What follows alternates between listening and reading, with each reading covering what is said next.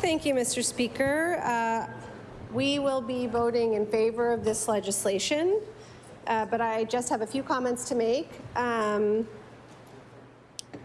People across this province are not all living in the positivity ditch. Many of them are having a hard time, and the seeds that they're planting are not growing right now. Their gardens are fallow, to use the government's analogy. And why? Why? Because we are in an unprecedented, in my lifetime, inflationary environment. The cost of everything is skyrocketing. Why? Because we are also in an unprecedented, in my lifetime, healthcare crisis. You know, as I think about traveling around this province over the summer and the activities that my children are in and that I participate in, actually have to think about the healthcare consequences in a way that I never have. And I know other members have spoken about their own children who have had healthcare issues, but access to healthcare in this province right now is as precarious as it's ever been, and it continues to deteriorate. We have been talking about that. We are experiencing one of the hottest summers in my lifetime. That's the climate crisis. And yet we have grandstanding on the government's lack of willingness to do the homework that they need to do to get us out of it. And nowhere on that list does MLA pay rank as a thing that we hear about from our constituents.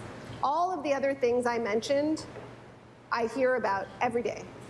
MLA pay, until the government decided to politicize it, was not something that I heard about. Now, the minister stood up in his opening comments and said he doesn't want it to be a distraction. But in fact, Mr. Speaker, this government has made the issue of MLA pay a distraction. They don't want to talk about all of the real issues facing Nova Scotians. And I want to be very clear, because I think we need to be clear.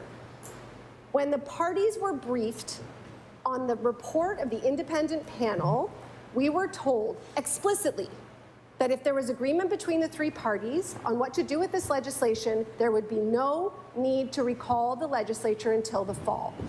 I'm going to say that again.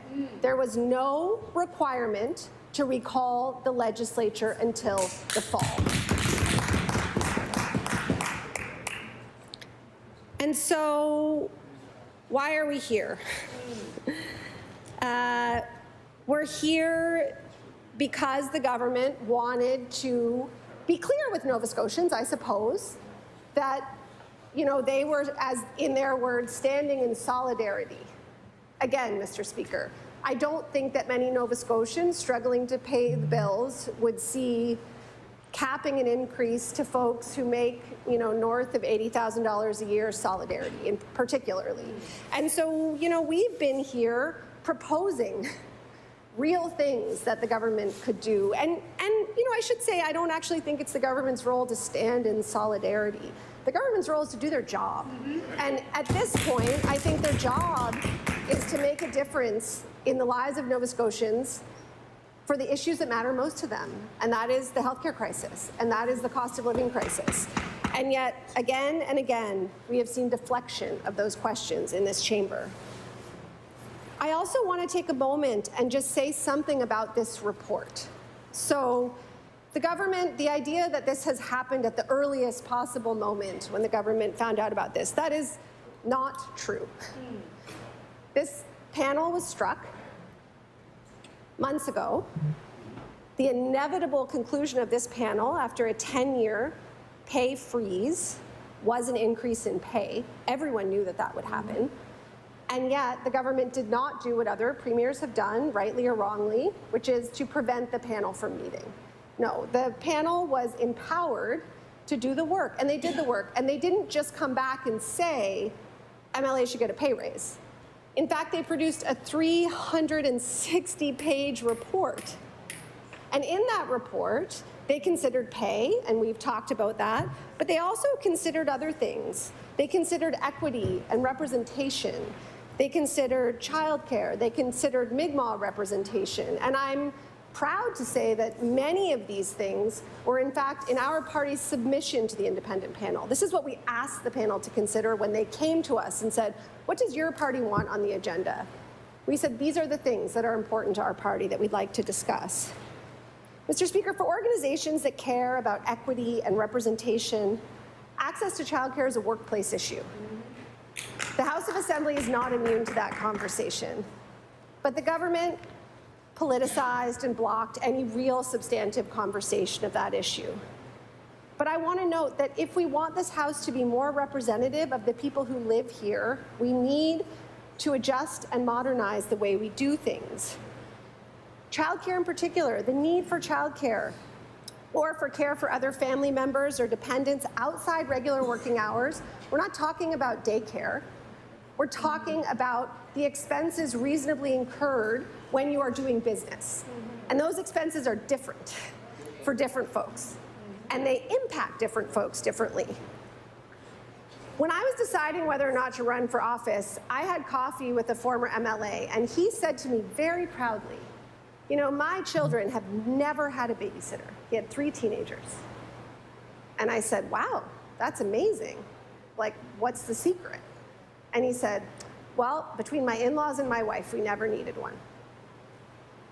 So, Mr. Speaker, I think that the story of many MLAs in this chamber over the last 250 years is that they had what I think the former Premier McNeil referred to as traditional childcare, or organic childcare.